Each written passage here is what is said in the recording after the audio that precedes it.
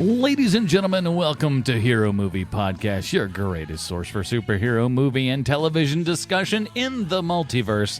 I'm your host, Adam Porterson. I'm joined by sweet Shanza Kovacs from the internet. I gotta get me one of them androgynous deer kids. And holy crap, it's anime dad, Bruce Leslie. I'm a prickly pear and pass the maple syrup. And we are back this week to talk about the first half of Sweet Tooth on Netflix. Netflix starting to finally pay off after a subscription for so long, and I'm wondering, when am I going to have something to watch on Netflix? And they've been kind of supplying us with a whole bunch of stuff. So we'll be talking about the first half of that Sweet Tooth, and I don't think a lot of people realize this. I was talking to some people at work. I was like, yeah, we're talking about Sweet Tooth this week. And no one knew that this was from a comic book. So we'll talk all about that. And, of course, we'll relate it back to the comic books and Sylvester Stallone, like we always do. But before we do all that, I do want to say a big thank you to everyone who helped support this show and make it happen over at patreon.com/HMP. Those bastions of awesome get the pre-show, post-show, Dinger Zone, and, of course, vote on movies that we watch every month. And we really appreciate all of you guys. So if you'd like to do all that kind of good stuff and get yourself an HMP nickname, why don't you do us a favor and head on over to patreon.com/HMP. Join at a rate, however big or small. Make it something that means something to you. We really appreciate all of those people and their continued support of this podcast. Thanks, guys. Yeah, when it comes to your friends, you think they're going to come up with a nickname like Night Cheese or Big Dave Movies? That's how you become a former friend. He Hulk. Get out of here, Mr. Squash Hands. Come on, let's go. Yeah, you can't get that just anywhere else, but patreon.com/HMP. We really appreciate that. Well, let's get into it, boys. Here is the trailer for Sweet Tooth. Some stories start at the beginning. Ours begins here.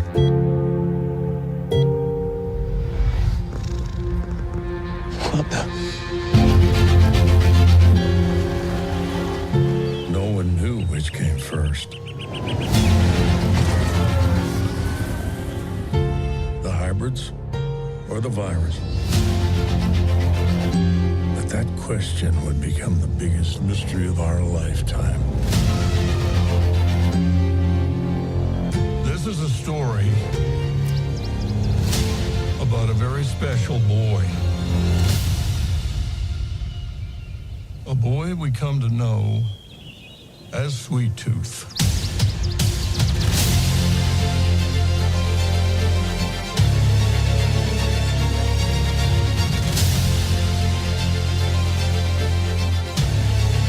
Some bad people are still out there. They don't like you because you're different. It's not just about you and me anymore. You have to be brave.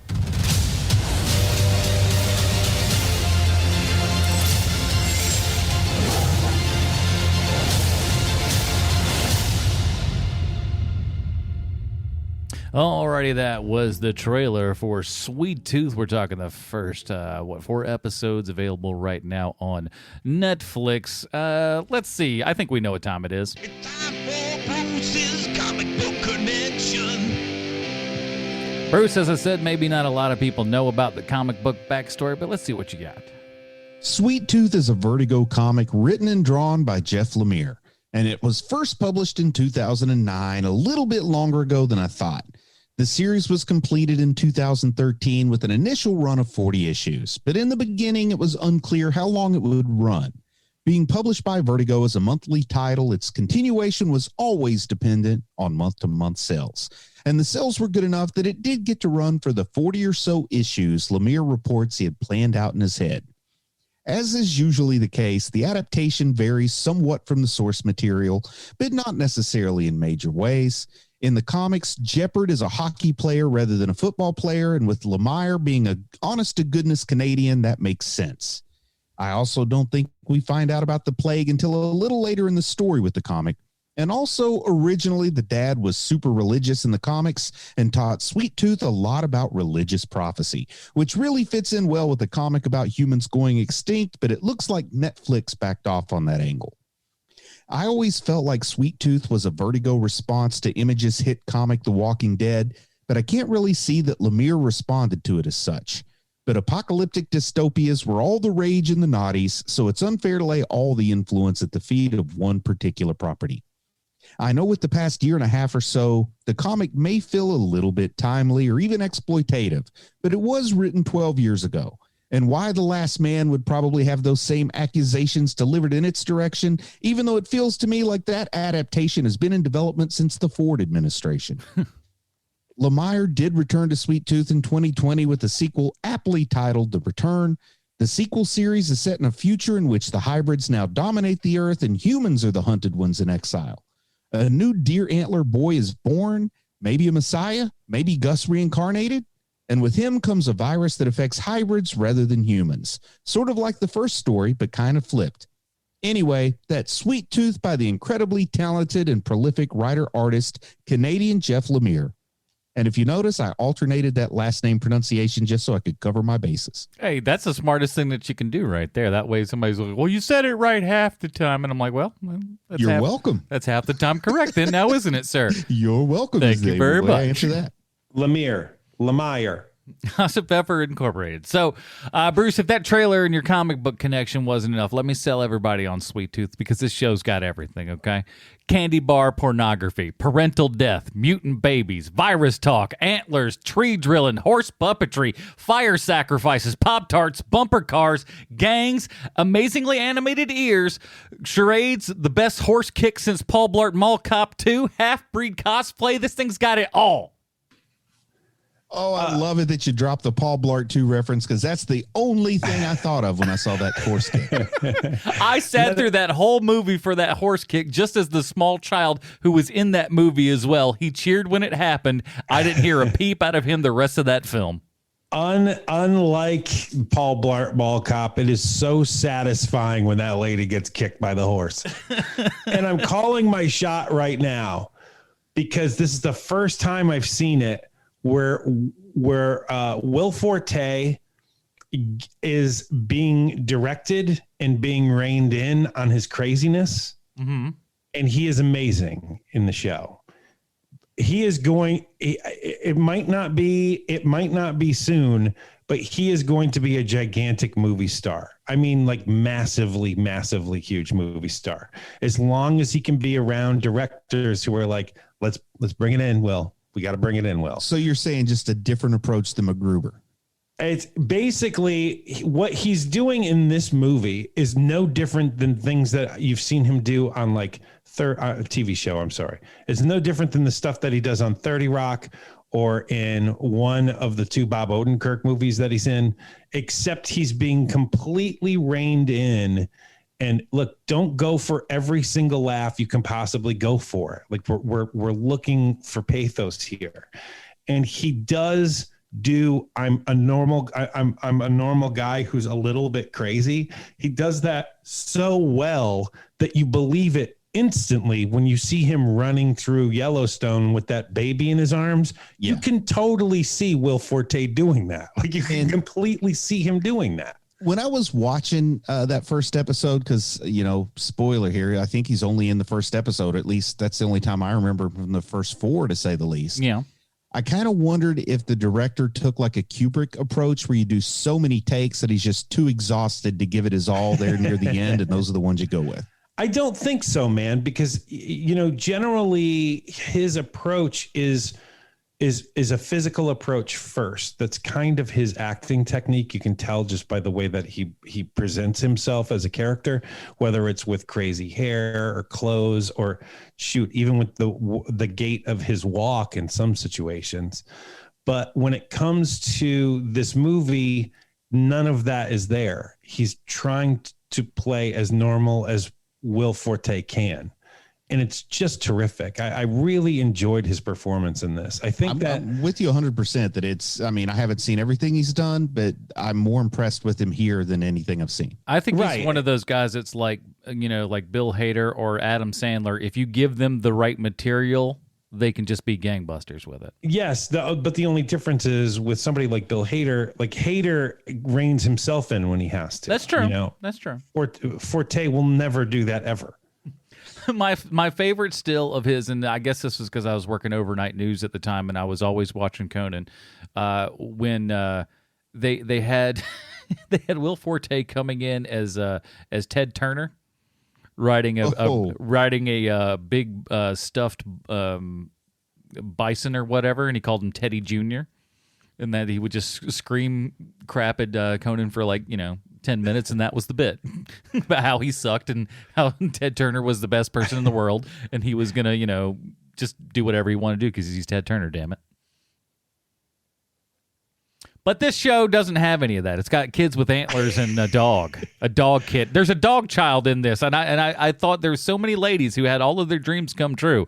A dog and a child. Yeah, like in that baby right at the beginning. Right, it's the first hybrid you see. Not a big part of the show though. I was wondering if Adam thought Sweet Tooth was a dog with horns. No, I was thinking he'd seen like how the Grinch stole Christmas one too many times and thought some dogs had antlers. That's just how it works, right? You guys are stealing my best comedy sketch of all time.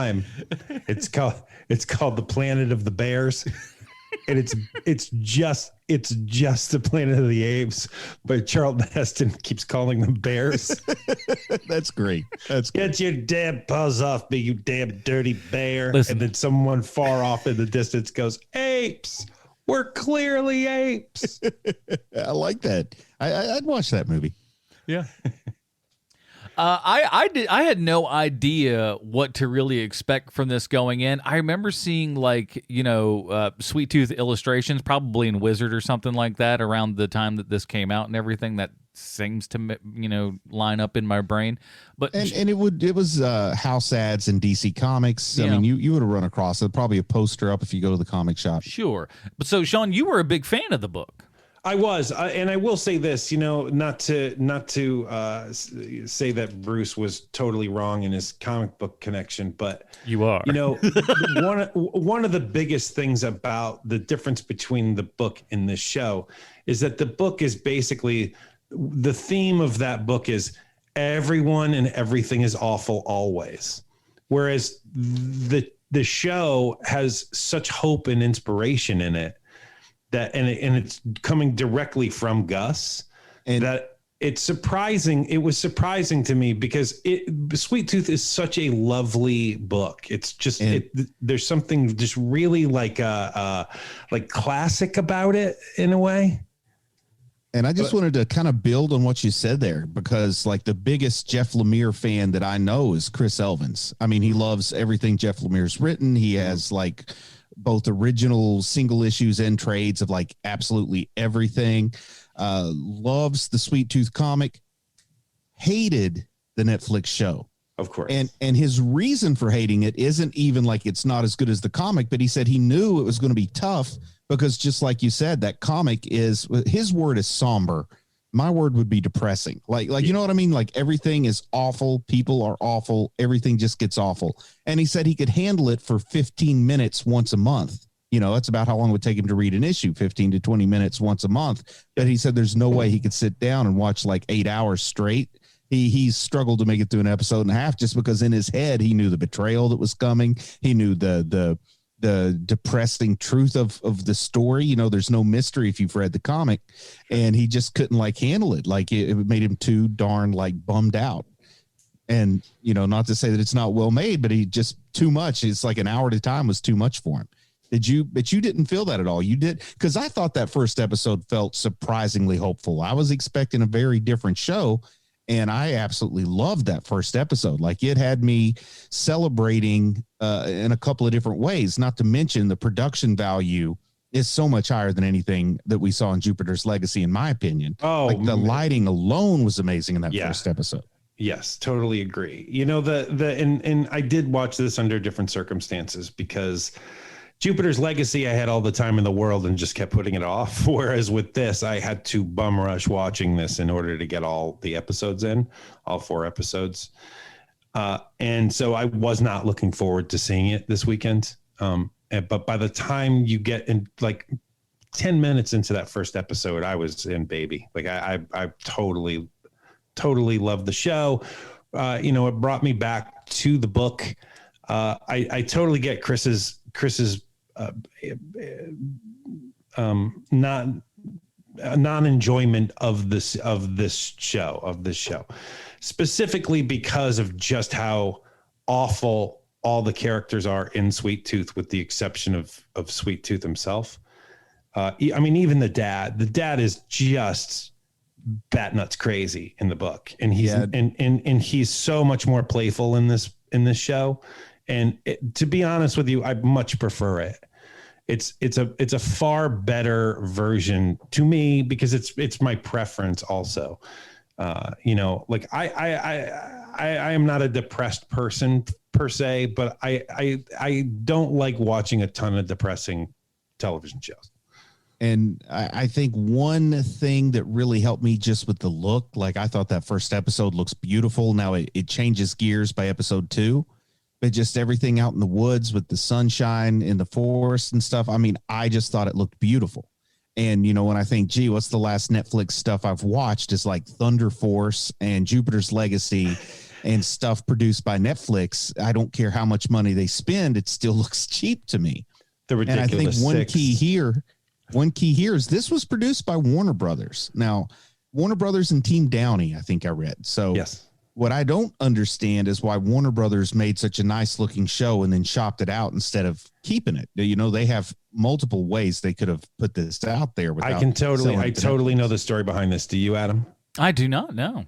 So they made the show. Like the show was in the can, and they were making it for a distribution company that doesn't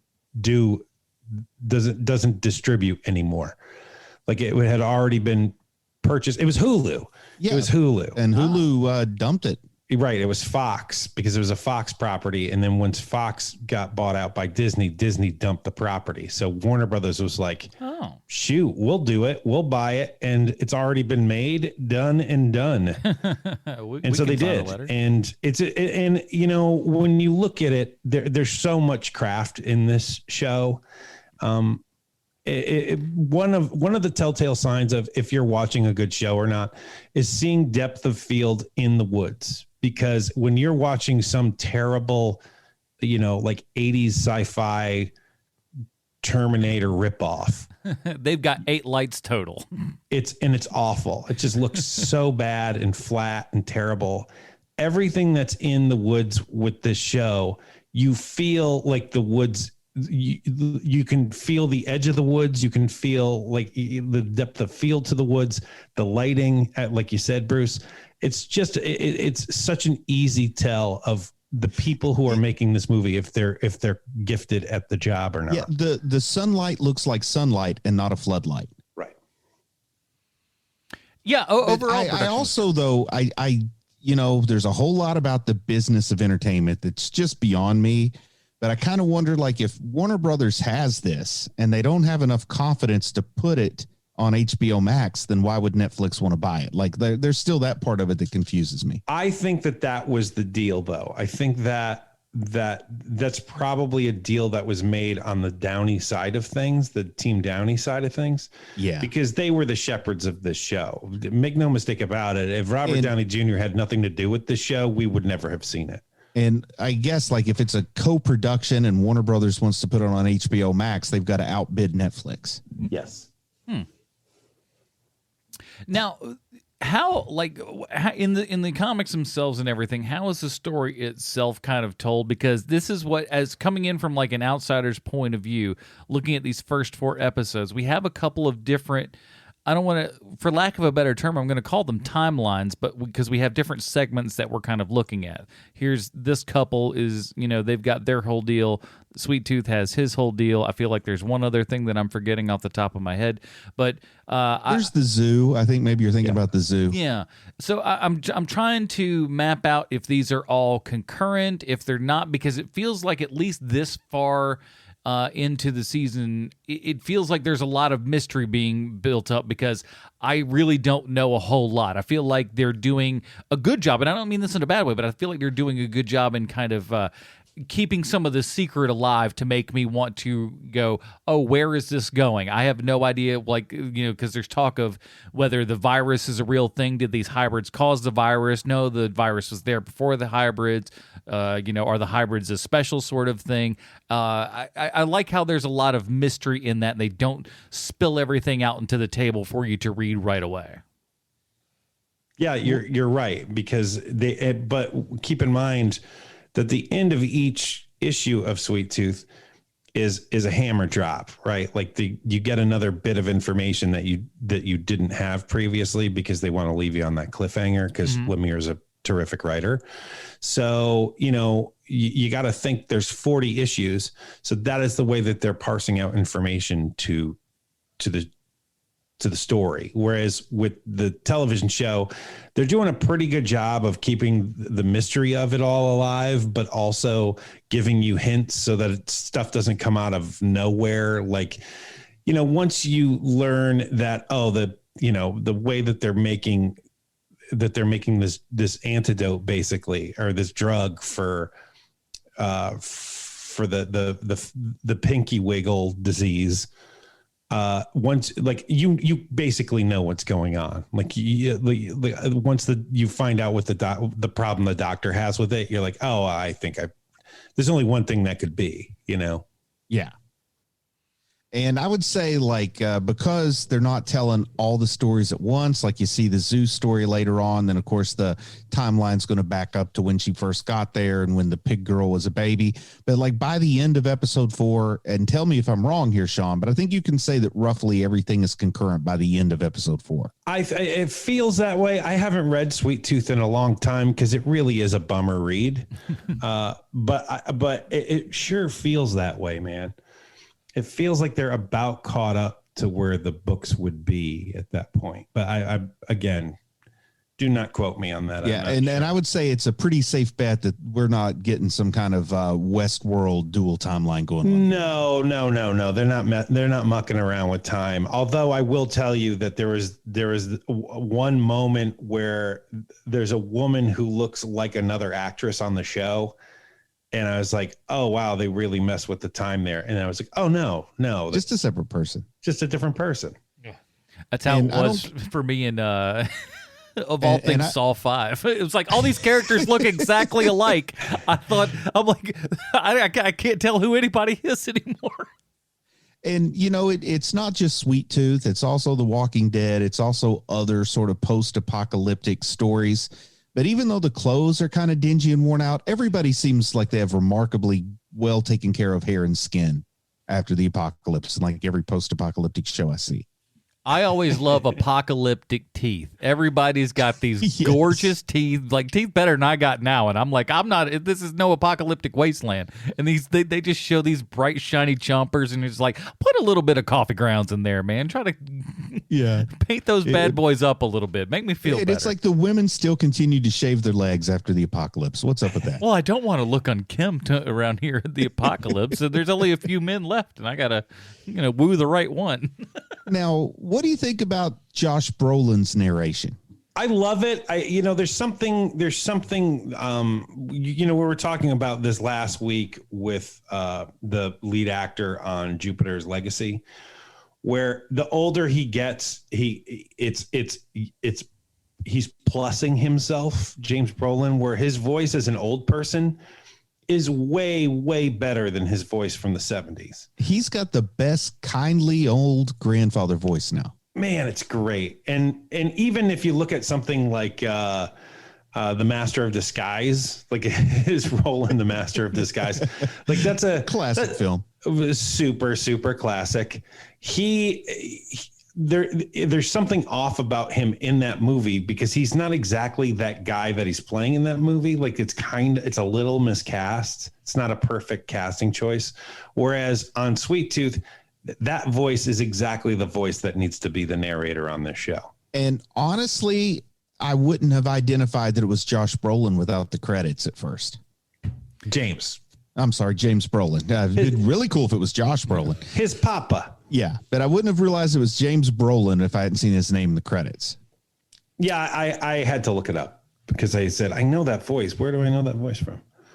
Yeah, I still think my favorite role from him was as Pee-wee in Pee-wee's Big Adventure. Oh my Lord, you're right. That is his best role. It's not even close. Hey, Daddy. Driving that motorcycle. It's so good. I love that movie. But yeah, I think between him and Sam Elliott. Sam Elliott, that's kind of like, that's not Sam Elliott, but you know, if you can't Sam get him, Elliott's voice is a little too recognizable. Like what's good about James Brolin here is it's just like all-encompassing grandfather, kind of a Wilford Brimley skill with that voice. Yeah. But both Wilford Brimley, who won't be able to do that anymore, and Sam Elliott, they're too on the nose, man. And then it makes me wonder, like, eventually, is that what Josh Brolin will age into? Like, or do we get a good solid 50 years of this wonderful voiceover possibility? There's something inherently gruffer about Josh than there is about James. Like James is far more handsome. You know what I mean? Like he's more of a Roger Moore than he is a Sean Connery. Whereas his son Josh had a maybe Josh had a much rougher upbringing than his father. Maybe, but you know, there's just something much tougher about his son than there is about him, which doesn't happen very often, does it? I just picture like he was a youth at the right time, that being somewhat well-to-do and connected, he could smoke cigarettes at an earlier age than other people. I think I'd blame it all on that. He was able to smoke all the cigarettes he wanted at a young age. He's got that 1930s, like Humphrey Bogart at 27 looked old as heck. Yes. And as he gets older, I'm sure that he'll be getting more and more roles, because when you're married to Barbara Streisand, you got to get out of the house every now and then. Is there anybody in this show that you don't buy? Well, we haven't spent a whole lot of time with people other than Jeopard and Sweet Tooth, from my point of view. Well, the doctor. No, I don't think there's anybody I really don't buy. Because I'm going through the cast in my head here, and I can't think of anyone in particular where I'm like, oh, there's the odd man out. Like, it's really tough for me to because in my mind I know that Jeopard should have a British accent, so that's the toughest part for me. Is just like the guy that was Zohan or whatever on Game of Thrones, seeing him not have that accent is tough. Like he's not somebody I normally picture as a tough guy, but other than that, I mean, that's on me. That's not on him. Yeah, that's a great job. That's totally on you, because I look at that guy and I'm just like, well, this is a guy that can clearly handle himself. He's set I'll to say go. As an actor, he has range at him. He's been in stuff you probably haven't watched. The guy has range. Yeah, he does. Awesome.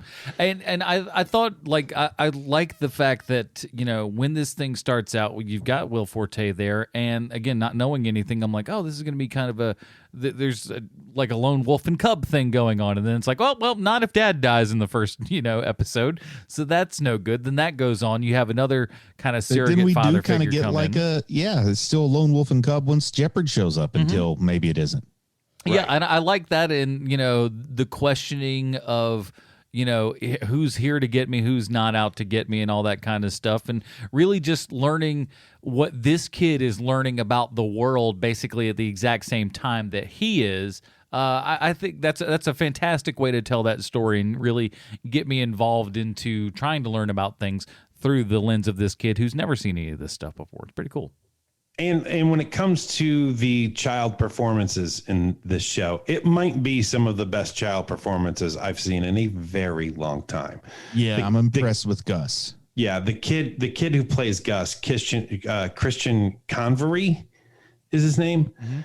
Mm-hmm. The only thing that, like, looking through his IMDb that I've seen him in is he played somebody named 8-year-old Joey in Venom.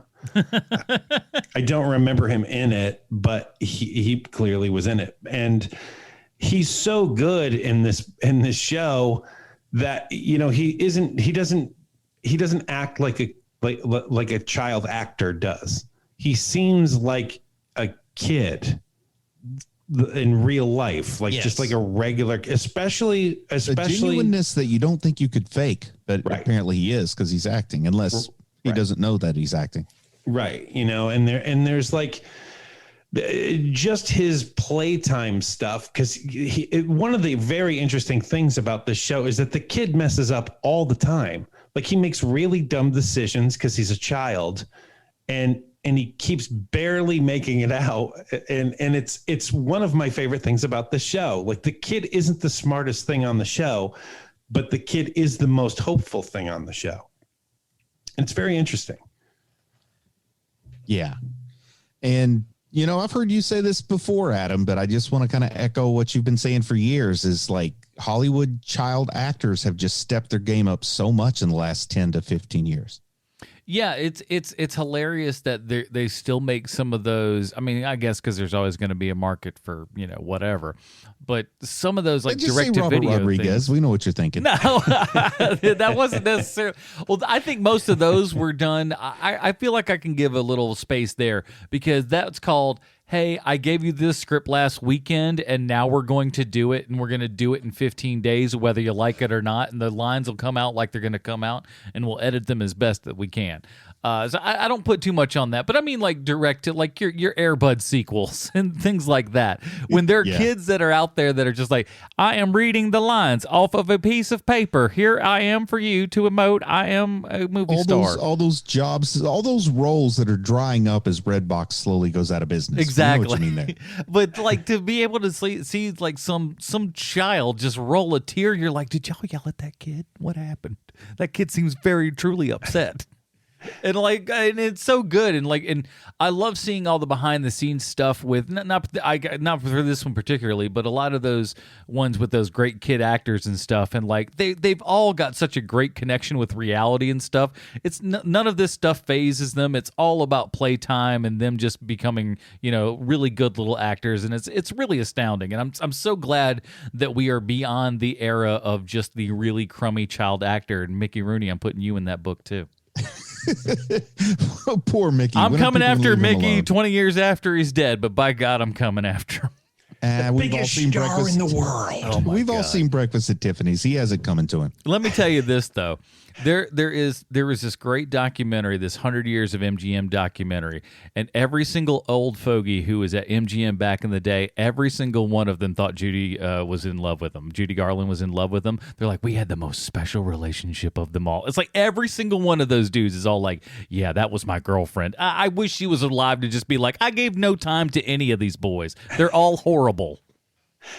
Because that's how they all seem. They all seem just like, oh yeah, we watched movies up at Louis B. Mayer's house and held hands. It was a specialist time. Shut up, Mickey. She was force-fed speed from the age of like 13. She would have no recollection. They act like it was all just on the up and up, and you're just like, bro, we know all of the real stories behind all of this. 14, you were 47, and you were doping her up so she didn't even know who you were. That's just we because shared a phosphate. We shared some malted cigarettes, which were the rage back in the day. We loved them so much. But no, we have fantastic kid actors now. Please, let's never look back on that. Even if we're exploiting these children, I mean, they, you'll have a couple Corey Haim and, you'll have every now and then. No, you will not. That will not happen anymore. I don't know. Goodness. Maybe. I mean, look, you're going to have kid stars that blow up, but it's not going to be because they were mistreated on set. It's just never going to happen. That much is true. That I meant more just in like the wild antics. They're trying to adapt to life as a normal human after being like the biggest star in the world for a month at the age of 12. That's always going to be an issue. Right. But it's not going to be like the horror show that it once was. That Tremblay kid's about to go nuts. You just watch. No, I'm kidding. That kid seems like he's got his head on his shoulders. No, I like this show overall. It does have. It feels like it's got enough momentum going through. Like I said, keeping the prize just out of reach enough to continue want to watch an episode each time. And again, like you said, it's funny that this one seems a lot more hopeful, and it feels like there's something in that for me. When I'm watching, it feels like there's something that's more hopeful. But I think you're right. This show could come off as ultra depressing if you went that way. But I think if you particularly go that way in this show, that's just going to turn a whole bunch of people off and just have them go elsewhere because, who needs that? It's the rare apocalyptic show where you can openly cheer against the humans. You don't get a whole lot of those. And also having the other characters supporting Gus, where I don't want his feelings to get hurt. Even people who don't like him are like, I don't want his feelings to get hurt. We have to protect him, and we have to protect how happy he is as a child. Like all of these things, this is all so well thought out from the show perspective of it, because that doesn't come from the book. And at least I don't remember. Maybe it did, and I just don't remember it. But it's such a. I really thought that this was going to be a bummer watch, just because the book is. But it's just so joyous. It's hopeful. It's so well done, and the kid. It really kind of is on that kid's back. It's him and it's Big Man's back, and that's it. Like, that's your show. And if those two don't work and those two don't work together, you're going to have a bad time watching this show. But those two together are so good, and by themselves are good actors, that it's fun. I haven't seen anything beyond episode 4, but I actually have some optimism that they're going to deviate at least one storyline from the comics to make some of the characters a little more positive in the show than they were at the comics when the story's told. We'll just have to wait and see. Well, good. Now, explain this to me, because maybe this is something that I lost out while I was kind of watching it. He seems to be a different level or something of hybrid than the other hybrids, because like he speaks I'd and say stuff. Just, what are the but we also see that the pig girl can speak. Most hybrids just don't have. They're rejected from the moment they're born. They're never. They're like feral children. I was about to say never cultivated to have taught how to those speak. things. They're killed young. But the fact that he can talk makes him different. But he's also different because his dad took him out into the woods and raised him in a vacuum and taught him to read and taught him to talk. And there's nothing necessarily saying that every hybrid couldn't have that, but then also, maybe there is something special. Who knows? You got to watch and find out. Yeah. Okay. Cool. Well, that's what it seemed to me like they were kind of saying, of like, hey, who knows how this is kind of working. But the other, like you said, the little pig girl is just like, she's adorable. Little adorable pig child. She is. She just has that smile on her face. You're just like, oh, look at that. And the nose is like, it's not grotesque or anything. It's just subtly kind of weird enough. Yeah, surprisingly cute for something from the island of Dr. Moreau. You're right. You should be running and recoiling in horror, but you're like, oh, she's kind of cute. And then, I think before we move on to the Stallone connection, we do got to talk about the reveal of the Groundhog Kid at the very end. Yeah, Tommy, the most animal-like of any of the hybrids that we've seen. And then I'm kind of curious, like, why is this thing like 90% wild animal when the rest are more like 90% human? And looks like something out of Jim Henson's Creature Shop. Yes, I do like it that it's clear that was a practical effect. It's like, who's based is based upon, like, dad was a person, mom was an animal, or vice versa. Help Tommy. That's how. I think it's more like grandpa was a person and mom was a hybrid and dad was an animal. Like Tommy just has a touch of humanity in him. Well, don't forget, Sweet Tooth does keep thinking that deer is his mom at the beginning of the show. Yes, he does.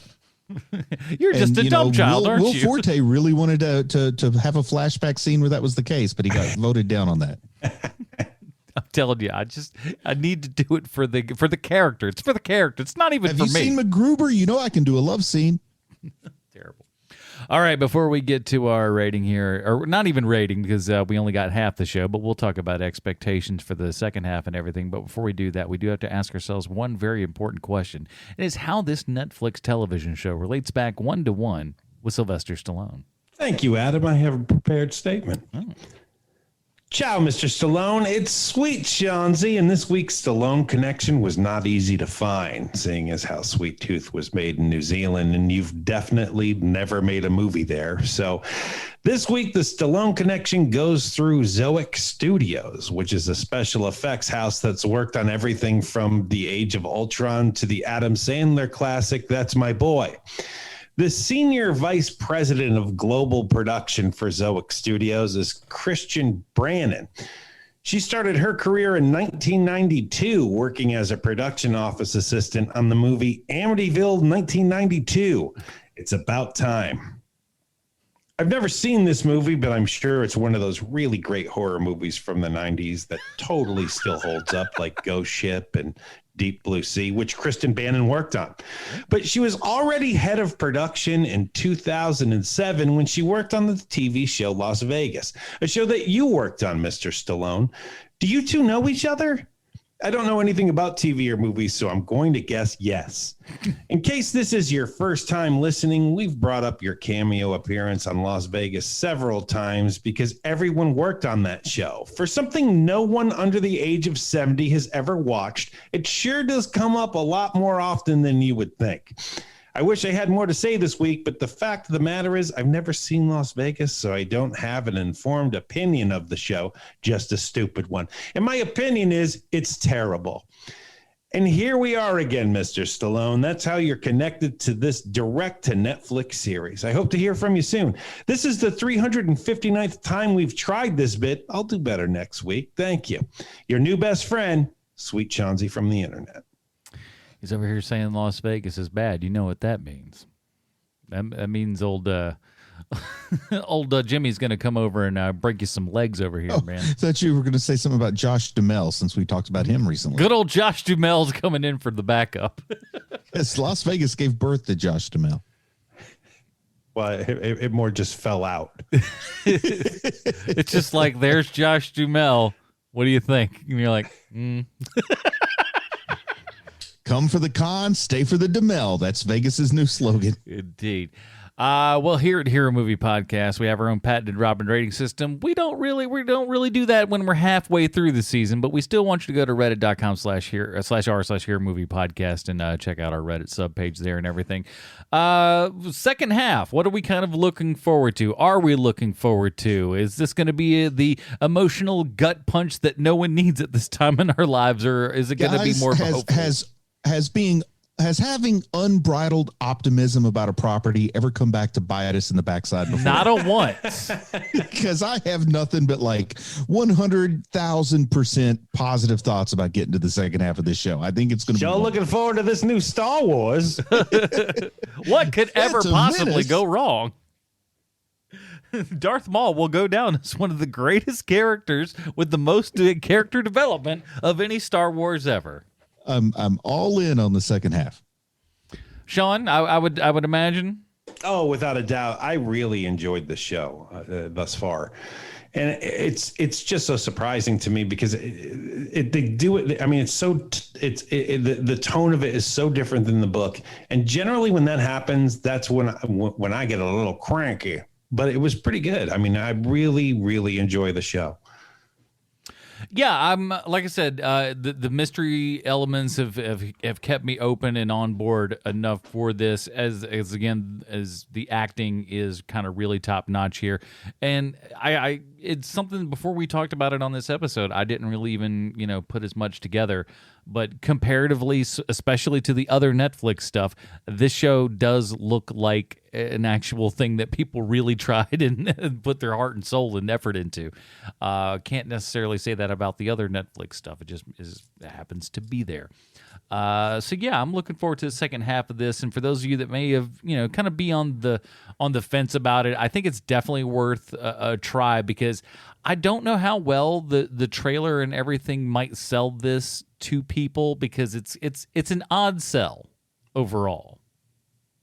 Oh, it is, but I mean, it's basically a fairy tale. I mean, the way that the show is kind of a fairy tale, and that's a nice sell. That's an easy sell to people. Yeah, I say if you've already paid for your Netflix subscription and it's not any interval increase in cost, just go at least watch the first 15, 20 minutes. You're not doing yourself any favors if you avoid it at all costs. Yeah, especially if you think Will Forte only has one note to him. You can see that, no, the man has many different sides. So that will do it for this episode of Hero Movie Podcast. We'll talk about what we're doing next week in just a second here. But in the meantime, Bruce, where can we find more of your work on the internet? I'm always directing people to my YouTube channel, youtube.com/C/Bruce Leslie. I've got a nice ongoing series about Attack on Titan. Finally returned to coverage of Jujutsu Kaisen with my daughter. And I sprinkle in a little other odds and ends here and there. Got a nice Mob Psycho 100 first impression video up if you want to go check that out. Now you sound like everybody in the kitchen of my building, I tell you. It's true. They are for most kitchens talk like sports and stuff like that. Mine all talk about anime. So Tell them about my channel. Oh, I do indeed. And they're just like, oh, that's awesome. Sean, what else? Do you want to hear a middle-aged man's opinion on the shows you love? They do. It's so amazing. They all are just, they love it. Because none of us care about it. So like, of course that they like, really? Somebody likes the stuff that we like, and they're not really just like us. It's not an insignificant number of my subscribers that watch because they wish their dad would talk to them about it. No, man, look, I totally get it. Like I the second that you came up with that, I was like, oh man, that's brilliant. Because all I did was bag on my kids for watching this stuff all the time. Link for that will be in the show. You can find us at our new podcast called Loki 30 Questions, where each week we answer 30 questions to the latest episode of the television show put out by Disney Plus, Loki. And of course, if you were subscribed to Falcon and the Winter Soldier 30 Questions or WandaVision 30 Questions, just continue to stay on board there, and that will change over to Loki 30 Questions. It can't be easier than that. So next week we're gonna wrap up the second half of the first season of MODOK on Hulu. A little bit more funny action here, keeping it lighthearted. Totally forgot that we were doing that. Oh yeah. And then, of course, right after that, we got the Patreon vote coming up. So, again, reminder, patreon.com/HMP so you can get in on some of that vote, everybody. That'll do it for this episode. Join us next week when we're talking the second half of MODOK on Hulu. For Sweet Sean's Kovacs from the Internet, Bruce Leslie, I'm Adam Porters. Stay super, everybody. Bye, Marty and Evie. North side, east side.